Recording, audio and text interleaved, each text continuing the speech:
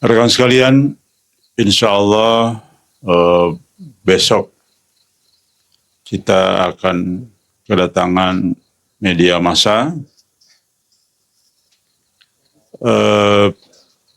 Media massa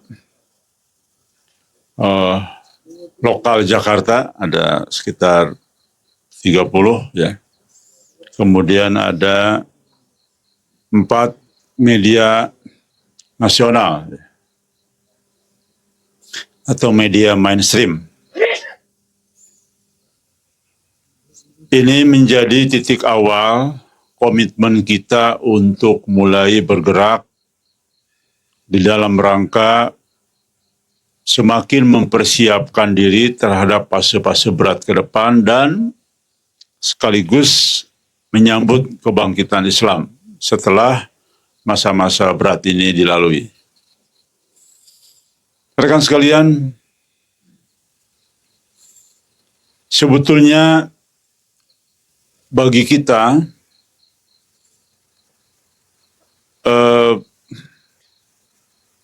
lebih berat selain kita harus menghadapi yang sama dengan masyarakat umum, yaitu berbagai keadaan global dunia, baik ujian melalui perang nanti, melalui cuaca ekstrim yang akan terjadi dan sebagainya, dan berbagai fitnah. Tapi kita ini, para pejuang akhir zaman, ini tambah lagi ujiannya, yaitu kita sama-sama paham bahwa sosok yang menjadi penyambung lidah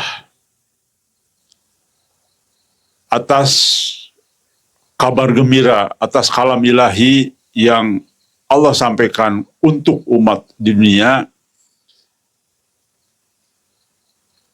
melalui orang yang juga penuh dengan ujian. Penyambung lidah itu di dalam paradigma masyarakat luas adalah kemungkinan atau pasti dipastikan oleh masyarakat umum pasti orang yang soleh karena dekat dengan Allah. Orang yang alim karena ilmunya mumpuni untuk menyampaikan kalam ilahi. Maka disebut wali istilahnya. Itulah yang ada dalam pemikiran kita selama ini. Jadi wajar menghadapi fase berat ke depan ini yang segera akan terjadi, kita paham akan muncul sosok Al-Mahdi yang akan menyelamatkan kita di dalam perjuangan akhir di ujung akhir umat Islam ini. Tapi kita paham ternyata yang hadir adalah orang yang tidak sesuai ekspektasi kita semua. Ini tambah berat lagi bagi kita. Kita sadar nih, ingin berjuang, ingin mengingatkan, akan dilalui bersama-sama dengan masyarakat. Bukan yang berjuang pun, tapi kita ada tambahan lagi, yaitu sosok penyambung lidah dari Allah kepada kita ini, orang yang sangat amat segalanya minim, bahkan di bawah standar rata-rata. Itu menurut pernyataan Indra Noperian, ya. Kang, ternyata setelah kita tahu semuanya, Al-Mahdi itu orang yang di bawah rata-rata.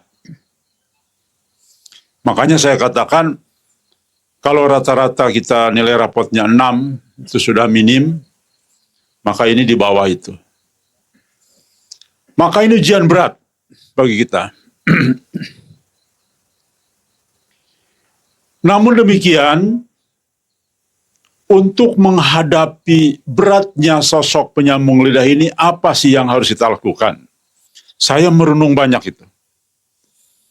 Saya bahkan sempat ragu menyampaikan ini semua, takut keliru. apakah kita harus terbuka dengan sosok penyambung lidah yang rapotnya hampir semua merah? Atau kita tutup-tutupi? Ya. Karena kalau saya terbuka semua, saya khawatir semakin banyak orang yang tidak percaya. Karena kita sudah yakin, dialah sebetulnya Al-Mahdi itu. Namun ternyata Al-Mahdi ini hampir semuanya merah. Tidak semua, hampir semuanya merah. Rapotnya itu. Saya merenung lama, takutnya saya di pandangan Allah itu seolah-olah menjelek-jelekan. Saya di mata Allah takutnya keliru langkah saya. Tapi saya ingat membaca ada sebuah hadisnya banyak lagi. Periwayatnya dari hadis Ahmad, Bukhari, Muslim, Dawud, Tirmizi, dan lain-lainnya. Banyak. Akhirnya saya menetapkan hati untuk jujur apa adanya. Baik, perhatikan kalimat hadis ini. Ini rangkuman dari banyak hadis, ya. Rasulullah Shallallahu Alaihi Wasallam bersabda. Ya, perhatikan. Ini penting nih ya, sebab ini dasar kita berjuang. Hendaklah kalian selalu berlaku jujur. Karena kejujuran membawa kepada kebaikan, dan kebaikan mengantarkan seseorang ke surga. Dan apabila seorang selalu berlaku jujur, tetap memilih jujur, maka akan dicatat di sisi Allah sebagai orang yang jujur. Jauhilah oleh kalian berbuat dusta, karena dusta membawa seseorang kepada kejahatan, dan kejahatan mengantarkan seseorang ke neraka. Dan jika seseorang senantiasa berdusta, memilih kedustaan, maka akan dicatat di sisi Allah sebagai pendusta atau pembohong. Ya. Oke. Setelah membaca ini, hati saya jadi adem. Ya sudah, saya akan mulai jujur apa adanya tentang Qasim. Tidak lagi menutup-nutupi, apa adanya saja. Jadi, Anda yang menuduh saya menjelek-jelekan Qasim, memfitnah Qasim, adalah Anda pendusta. Anda pembohong besar dan pendusta. Ya, karena sesungguhnya Allah Subhanahu wa Ta'ala sudah menyampaikan apa adanya tentang Qasim, sesuai dengan mimpinya sendiri. Namun, di satu sisi, ini ada satu yang unik. Qasim, di dalam konteks penyebaran mimpinya jujur. Tetapi ketika menyangkut dirinya, dia tidak jujur. Keadaan dirinya, dia tidak jujur. Ketika kita mengatakan Anda masih tertutup topeng Dajjal, maka dia tersinggung.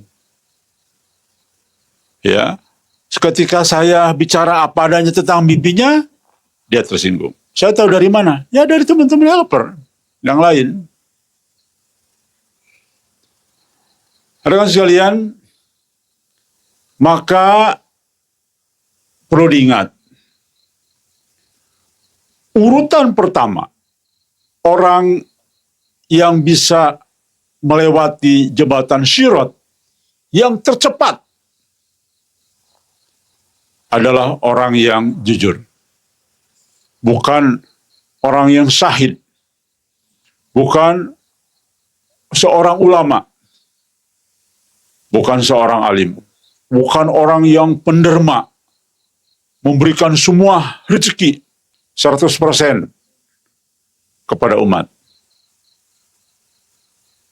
Tapi yang tercepat melewati jembatan Sirat itu di akhirat nanti adalah urutan pertama orang yang jujur. Nah, rekan sekalian, inilah tamparan dari saya kepada mereka, para kaki tangan Dajjal yang sekarang ada di sekeliling Muhammad Qasim, orang-orang yang sekarang sedang terpenjara Dajjal di sekeliling Muhammad Qasim yang sekarang ada, dan orang-orang yang sekarang sedang di sekolah Dajjal, yaitu orang-orang yang merasa dekat dengan Qasim sekarang. Ya, dari mana tahu? Dari Mubasyirat. Kata-kata pertama tadi sampai barusan di penjara Dajjal itu adalah dari Mubasyirat, bukan kata saya. Oke, masuk akal itu, karena kita tahu sekarang orang yang paling dekat di sisi Qasim itu Muhammad Gulam Yamin, yang jagain, yang nyuciin bajunya, ya semualah pokoknya. Bayangkan, dahsyat memang. Kita tahu dia orang yang buruk perilakunya, ya, sangat buruk. Dari dulu paling lantang menjelek-jelekan kita, ya, paling gencar supaya orang meninggalkan gajah. Tapi dia akhirnya putus asa karena nggak mempan. Paling buruk lah. Banyak sekali kesaksian yang saya terima dan memberikan bukti-bukti, bukan hanya sekedar cerita. Ya. Dia mengajak orang untuk mengumpulkan dana bermain judi porek. Ya. Kemudian dia juga banyak menjelek-jelekan tanpa data dan bukti dan sebagainya. Dan dia bisa meramal, ya, dan sebagainya lah. Pokoknya intinya perbuatan buruk. Itulah bukti bahwa Muhammad Qasim itu tidak selamanya dibimbing Allah. Bayangkan, kita, insya Allah, dari saya, kemudian dari helper-helper senior, ya, yang saya tidak sebutkan satu karena banyak, meyakini. Sekali lagi kalau saya mengklaim, wallahi saya katakan banyak berpendapat bahwa Gulam yang menyebarkan fitnah sihir Dajjal di komunitas gajah atau di majelis gajah itu, kita yakin adalah Muhammad Gulam Yamin. Minimal salah satunya dia yang awal menyebarkan fitnah itu.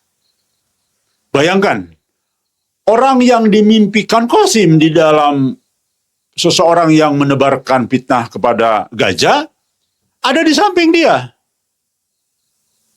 Ya, bayangkan. Ini menunjukkan keunikan-keunikan yang kadang-kadang kita tidak habis pikir.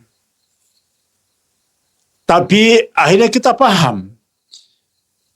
Benarlah apa yang disampaikan oleh Mbak Nanda dan yang disampaikan oleh Mas Arif Brunei, bahwa Qasim itu belum dalam keadaan day to day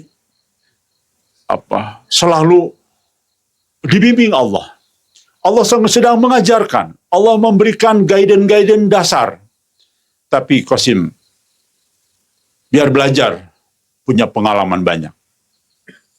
Biar belajar ditipu orang, biar belajar dibodohi orang, biar belajar bagaimana memanage orang dan sebagainya, ya. Karena tidak ada satupun sejarahnya manusia dibimbing seperti bayi terus. Tidak ada. Para nabi pun belajar dari pengalaman banyak, para nabi pun juga pengorbanannya luar biasa, bahkan umat Islam banyak juga kegagalannya. Bahkan umat Islam juga saling bunuh. Bahkan para sahabat nabi juga mayoritas dibunuh meninggalnya. Ya, itu menunjukkan supaya manusia belajar dari pengalaman. Bahkan Nabi Adam pun juga demikian, melakukan kesalahan-kesalahan, ya, sehingga dikeluarkan dari surga. Rekan sekalian, alangkah bodoh yang paling bodoh mengatakan Qasim pasti dibimbing Allah, tidak mungkin keliru dan salah. Dan itu adalah keyakinan kelompok Yunidia. Makanya mereka begitu sangat amat mencari mukanya luar biasa. Anda tahu nggak Qasim di sana sedang marah-marah? Sering loh. Saya dapat informasi A1 itu di sana juga Qasim sering marah, sering kesel, kadang-kadang juga menjengkelkan, macam-macam lah, ya. Oke, rekan sekalian, berdasarkan inilah maka justru ini bagian dari teknik dakwah. Kalau dalam memperkenalkan sosok Qasim itu, ya di dalam konteks bagaimana supaya orang kenal, ya teknik campaign lah. Teknik menjelaskan kepada orang, ini gimana ini? Rumit memang. Menghadapi, memperlakukan, mengusung sosok Qasim ini rumit memang. Kita serba salah. Meyakinkan orang ini Al-Mahdi loh. Orang bilang tidak mungkin, masa begini Al-Mahdi? Kira-kira begitulah. Karena paradigma di dalam otak kita yang sudah di-branding oleh para ustadz-ustadz zaman, Al-Mahdi itu walaupun orang biasa, tapi orang soleh, orang baik, orang akhlaknya langsung seperti Nabi pada saat dikenal. Pokoknya begitulah digiring opininya. Mereka tidak paham. Ustadz-ustadz ini walaupun dokter tidak paham. Itu hadis itu kapan berlakunya? Apakah saat Al-Mahdi menyampaikan berita? Atau Al-Mahdi sudah diislah? Atau kapan? Itu yang tidak dijelaskan oleh mereka-mereka semua. Ya, baik, rekan sekalian. Maka di dalam rangka bersiasat inilah akhirnya Gajah memutuskan untuk terbuka. Makanya ketika Indra izin kepada saya, Kang, saya mau bikin apa adanya lah tentang Qasim bicara. Ya silakan aja. Setelah saya membaca ini, ya silakan aja. Tapi saya tidak akan mengatur, saya tidak akan melarang Indra untuk silakan. Buya Azkar, ya silakan. Kemudian siapa? Mbak yang dari Singapura tuh, Mbak Hamidah juga ngasih tahu saya, Kang, ini saya mau wawancara nih tentang Muhammad Qasim di Buya Azkar. Ya silakan Mbak, apa adanya aja sampaikan. Itu ya dari apa yang sebenarnya terjadi. Jadi berdasarkan hadis ini, akhirnya Gajah mengambil langkah ini, ya. Lebih bagus jujur apa adanya. Tapi bismillah, jangan sampai karena kebencian, tapi justru karena membela Qasim sendiri. Begini maksudnya. Oke, saya mengibaratkan nih. Nah, saya mau menjodohkan ya anak saya ke kamu. Ya, anak saya misalnya perempuan lah. Oke, saya anak ini baik, anak ini segala macam. Saya tutupi kekurangannya. Akhirnya dengan laki-laki ini nikah. Karena saya nutup-nutupi. Maka itu ada risiko bercerai. Ada risiko penyesalan. Ada risiko ketidakpuasan yang bisa jadi abadi. Yang akhirnya bisa jadi menantu saya laki-laki itu selingkuh karena merasa, mertua saya bohongin saya ternyata. Ya. Jadi artinya, apakah itu yang dipilih? Atau pilihan kedua ini? Saya menjodohkan Anda ya dengan anak saya. Tapi anak saya ini ada kekurangan. Pertama, dia begini, dia begitu. Itulah kekurangannya. Tempatnya, kesalahan kan manusia itu memang kurang. Ketika laki-laki ini bersedia, karena kejujuran kita, maka insya Allah dia bisa menerima apa adanya dan memaklumi. Tidak ada kata menyesal, tidak ada kata merasa dibohongi. Kenapa? Karena apa adanya sudah bicara. Ya kamu kan sudah jelaskan dari dulu apa adanya. Coba saya mau tanya, mendingan pilihan pertama atau kedua? Kedualah, orang yang pintar, orang yang cerdas, sedikit aja cerdasnya, pasti milih kedua. Maka Yunidia CS adalah orang-orang yang super bodoh. Bodohnya bukan hanya bodoh, super bodohnya. Itu. Ya, maka ketika Indra mengatakan memang jarang sholat, wah diserang rame-rame. Padahal akhirnya malu sendiri, Qasim sendiri mengakui di dalam wawancara wartawan. Iya, saya Senin Kemis sholatnya. नमाज पढ़ते हैं? रेगुलर नहीं पढ़ता हूँ मैं। अच्छा, कब मतलब कब पढ़ते हैं? जब टाइम मिल जाए या जब दिल चाहे? बस जब दिल चाहेगी। अच्छा, हफ्ते में एक बार? वल्लाह आलम नहीं, अच्छा। कभी से देर नहीं होती। देखें जब अल्लाह तौफीक दे, क्योंकि एक ड्रीम में अल्लाह ने मुझे कहा था कि नमाज का पूछना हक सिर्फ मेरा ही है, और जब लोग ज़्यादा पूछें तो उनसे कहना कि जब अल्लाह मुझे तौफीक देगा तो मैं नमाज़ें भी बाकायदगी से पढ़ना शुरू कर दूँगा। Diam akhirnya. Wah, kalau dikit jelek-jelekan Qasim. Coba, satu kalimat saja. Mana saya menjelek-jelekan? Saya hanya menceritakan apa adanya mimpi itu. Dan Anda tidak tahu niat saya yang sesungguhnya. Niat saya adalah tadi. Ibarat contoh tadi. Sosok Qasim ini sosok rumit. Sosok aneh.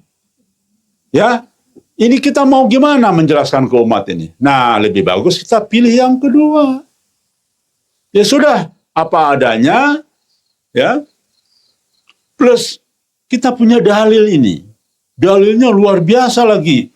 Perawi hadisnya banyak banget ini yang menyampaikan ini. Ya, ada dalam kitab hadis kumpulan Ahmad, Bukhari, Muslim, Dawud, Tirmidzi, dan lain-lain. Dan lihat urutan orang jujur tadi saya katakan. Orang yang paling cepat melalui jembatan Sirat. Rekan sekalian, maka dari inilah niat saya yang paling mendalam. Bismillah saya katakan, inilah jadi dusta orang yang mengatakan saya menjelek-jelek Qasim. Saya karena dendam, karena sama. Itulah fitnah. Makanya wajar kelompok Yunidiyah itu, kelompoknya Susila sekarang itu, orang-orang yang memang terfitnah Dajjal semua. Makanya muncullah mubasyirat sekarang yang menyatakan itu dari banyak orang. Jelas ya? Oke.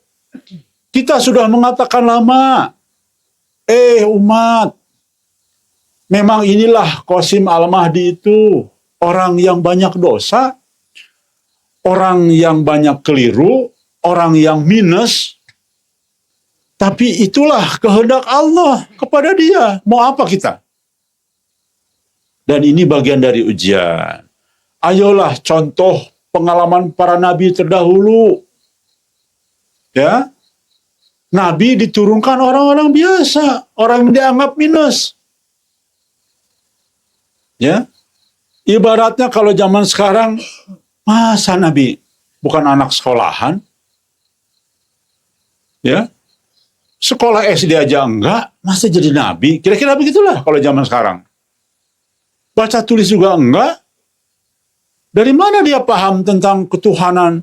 Bagaimana tentang tauhid? Misalkan zaman dulu ngomong gitu ya, para ahlu kitabnya. Itu dari setan itu, ya. Pendusta itu. Ngomong dari wahyu, bagaimana itu? Ngerti juga enggak? Kira-kira begitulah bahasanya. ejekan-ejekannya ya. Nah, ayolah bercermin dari situ, wahai umat di dunia, bercerminlah dari situ. Nabi pun begitu. Itu kehendak Allah. Oke, jelas ya. Kita akui sajalah, sudah sesuai mimpinya nih. Ya, para bahlul yang ada di grup Yunidia, ya. Baca mimpinya, Qasim itu melanggar pondasi Islam yang paling mendasar. Futur beribadah kepada Allah. Sudah apa adanya. Silakan Anda bela diri dengan itu semua. Jangan-jangan sekarang pun begitu. Karena laporan dari Malaysia kemarin waktu di Malaysia juga begitu. Nggak sholat memang. Ya. Dari beberapa helper, tidak sholat Qasim. Ditanya lagi. Tapi ada yang membackup helper lain. Jangan nanya itu, jangan. Nanti dia marah. Nah itu. Kaki tangan Dajjal begitu. Melanggar, tidak menjalankan sunnah tadi. Untuk jujur apa adanya. Qasim sendiri kita terbuka, ya. Dia banyak melanggar nasihatnya sendiri, ya. Itu saya mimpinya sendiri. Banyak kekurangan, membuat langkah yang salah di dalam mimpinya ya. Pada akhirnya dia menyesal. MK dan orang yang mengikuti menuju jalan yang kegelapan jauh dari kebenaran. Itu dalam mimpinya sendiri. Saat ini dalam kegelapan, jauh dari rahmat, keberkahan. Ya. Makanya lihat muka MK coba, ya. Kayak murung terus, ya kan? Nggak happy. Dengan sekalian, coba perhatikan ya. Di setiap apapun MK itu. Yang nggak ada rahmatnya tuh. Wajahnya tuh tidak mengandung keberkahan. Yang ada kayak ngobrol sama WRB juga ngomong aja begitu. Ya, mukanya bukan muka yang apa ya. Allah marah kepada MK ada dalam mimpinya. Nabi Muhammad nggak suka dengan MK juga ada dalam mimpinya. Tidak sedang berada di jalan benar ada dalam mimpinya. Sedang terkena sihir Dajjal ada dalam mimpinya. Tidak mampu menahan amarah ada dalam mimpinya. Dan sekarang di rumah Yunidia, kan tinggal di rumah Yunidia itu. Ya, walauam. Tapi sudah merasakan MK sering marah-marah di situ. Rekan sekalian, saya bocorkan itu sering marah-marah itu MK di sana. Ya, berada dalam kegelapan. Ini dalam mimpinya juga sering berputus asa. Ada dalam mimpinya semua. Bukan menjelek-jelekan. Kalau Anda mengatakan saya menjelek-jelekan, berarti Anda menuduh Allah menjelek-jelekan Qasim. Karena seluruh mimpinya supaya disebar. Jadi Anda, pengikut Yunidia, bodohnya luar biasa. Tidak ketulungan. Ada dalam mimpinya, ya. Tapi akhirnya kita paham, selain daripada hadis tadi bahwa kita harus jujur, ternyata ini ada lagi hadis yang membuat kita semakin tenang. Apa itu? Baginda Nabi Muhammad mengatakan, ternyata bisa jadi nanti penolong agama itu adalah orang-orang laki-laki yang fajir. Saya bacakan, tidak akan masuk surga kecuali jiwa seorang muslim. Ya, orang kafir minggir, hanya muslim. Ya, mungkin saja Allah menolong agama ini lewat seorang laki-laki fajir. Apa fajir itu? Orang yang banyak maksiat, pendosa, banyak keliru. Perhatikan. Mungkin saja Allah menolong agama ini lewat seorang laki-laki fajir. Ini ada dalam riwayat hadis Bukhari dan hadis Muslim. Inilah salah satu juga yang menenangkan hati saya. Sehingga saya pada saat itu tampil sehat kembali. Yang tadinya saya sudah juga down, yang tadinya saya juga bingung dalam keadaan melihat Qasim apa adanya begini, ya Allah, begitu berat ujian ini. Ya, saya sampai hampir memutuskan menerima tawaran untuk kepentingan Pilpres nanti. Karena Pilpres biasanya persiapan 2-3 tahun sebelumnya. Tawaran uang yang besar saat itu. Ibarat saat itu saya sedang di gurun yang panas, tiba-tiba ada setitik air. Seperti itu saya pada saat itu. Rekan sekalian ya, harus tahu nih. Bahkan semakin yakin, ini dia nih. Saya buka saja nih ya. Di tengah masih ada sedikit keraguan. Masih ada kebimbangan sedikit. Walaupun saya sudah ke Tanah Ujlah, ada saja sisa-sisa kebimbangan. Karena pertama, tiba-tiba Prof. Nandan, ya goyah, Prof. Nandan sudah goyah. Kang, ya sudahlah, gak mungkin lah Al-Mahdi ninggalin sholat. Ya. Pokoknya begitulah. Maulana Abbas juga apalagi sudah gak mau. Saya telepon, Maulana gimana? Saya gak mau ngomong Qasim. Udahlah, Kang Diki cari uang aja sekarang. Kira-kira gitulah. Udahlah tinggalin, bayangin. Semua udah begitu. Ya, apalagi Buya Azkar udah, wah, langsung nyerang balik ya. Semua nyerang balik. Tinggal saya sendirian waktu itu. Ketika ada temen, ya helper juga,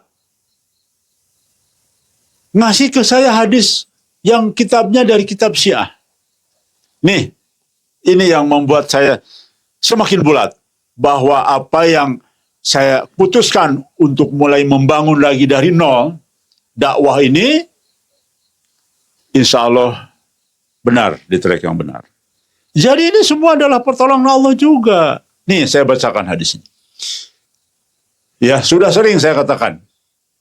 Dan ternyata benarlah bahwa Al-Mahdi itu memang sosok Qasim. Perhatikan. Walaupun ada di kitab Syiah, tapi faktanya memang benar 100%, akhirnya ini menjadi penguat bagi saya. Walaupun saya benar-benar Sunni, saya ahli sunnah wal jamaah, tetapi sekali lagi ketika kita menemukan hadis dhaif, bahkan hadis maudhu, kemudian atau hadis hasan, ketika melihat peristiwa itu faktanya sesuai dengan hadis itu, maka para ulama mengatakan hadis itu derajatnya jadi benar, sahih jadinya. Nah demikian juga kalaupun ini ada di kitab Syiah, ya, tokoh Syiah, maka saya akhirnya jadi percaya dengan apa yang disampaikan di dalam kitab ini. Karena pertama, ini mengutip daripada Nabi Muhammad SAW. Ya. Saya bacakan. Rasulullah berkata, Al-Mahdi itu dari keturunanku, namanya adalah namaku, dan kunyahnya adalah kunyahku. Dia adalah seorang yang paling menyerupai dalam hal karakter. Ya bisa jadi betul. Karakter apa coba? Jujur. Betul. Oke. Makanya Nabi dikatakan alamin. Diberikan karena jujur. Ya. Dia akan mengalami masa kegaiban. Artinya, ya menghilang. Bukan menghilang, ya. Nggak diketahui orang. Padahal ada nih orangnya. Ya. Artinya muncul tapi dia tidak dikenal dan tersembunyi. Dan akan mengalami masa kebingungan. Tuh, iya bingung ya. Muhammad Qasim bingung. Siapa teman, siapa lawan, siapa musuh, siapa Dajjal. Coba bayangin. Itu kaki tangan Dajjal itu tukang sihirnya ada di samping dia, bayangin. Dia nggak tahu. Ya. Yang menebar sihir Dajjal, Ghulam Ahmad itu nggak tahu itu. Ada sampingnya. Yang ngurus sehari-hari dia, coba yang. Luar biasa ya. Terusan. Al-Mahdi akan mengalami masa kebingungan. Sehingga orang-orang akan salah jalan dari agama-agama mereka. Tuh, ini benar bingit banget. Oke, saya buktikan. Masih ada waktu ya, berapa jam. Benar banget. Orang jadi salah jalan dari agamanya, benar. Bayangkan. Ini loh Al-Mahdi benar. Tapi gara-gara attitude-nya Qasim. Attitude.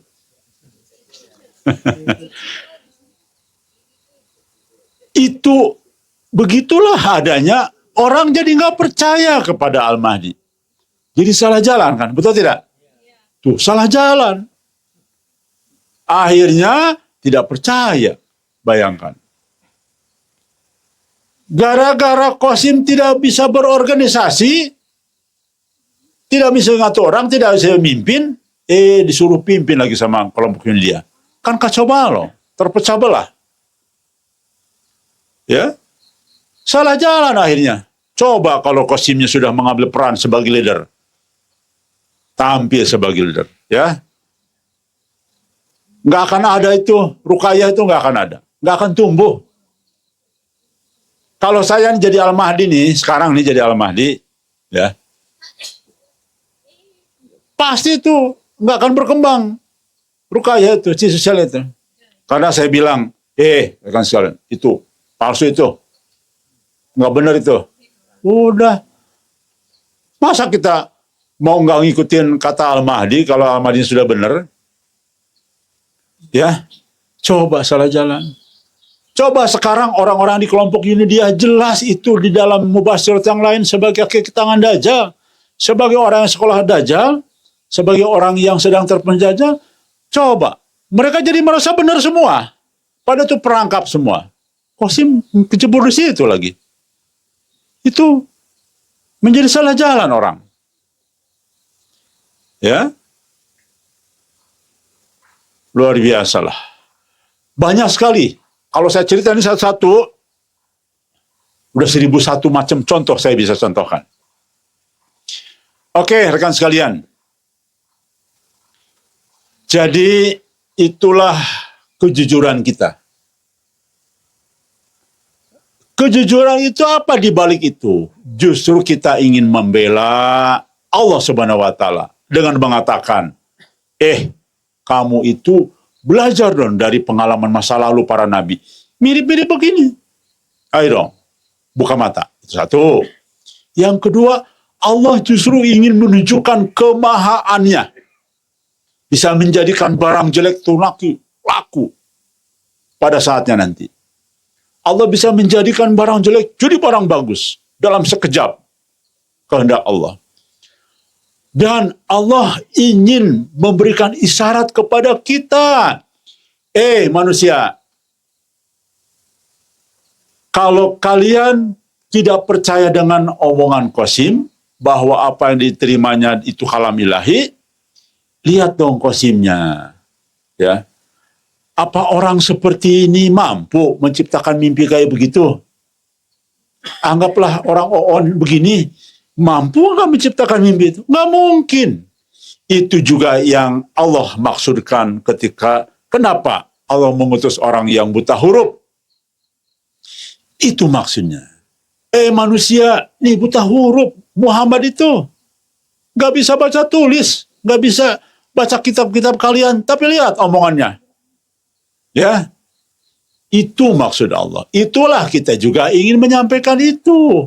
Membela Qasim sebetulnya. Qasim, saya terimalah Anda apa adanya.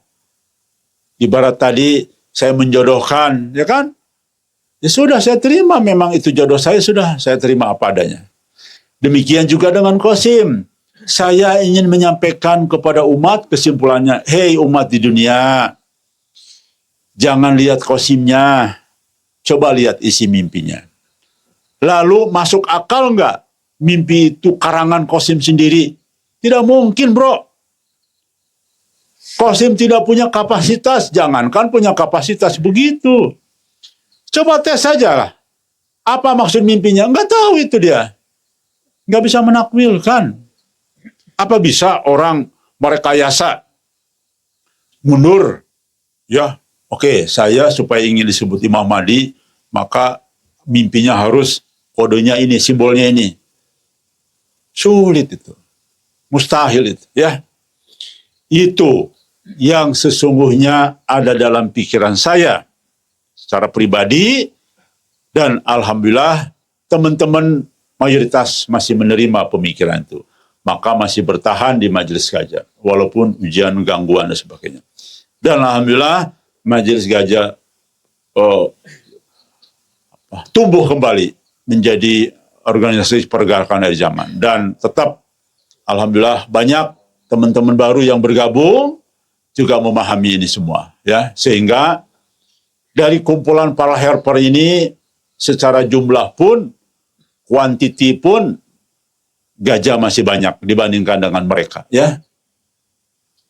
Kemudian secara kualitas kita yang paling aktif berdakwah, ya.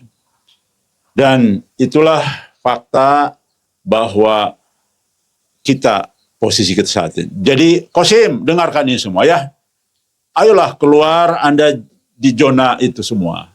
Itu adalah wilayah Dajjal itu, ya. Sudah keluar dari tempat sekolah Dajjal itu. Ayolah masuk ke sekolah apa tuh? Qasim tuh? Abu Bakar? Umar.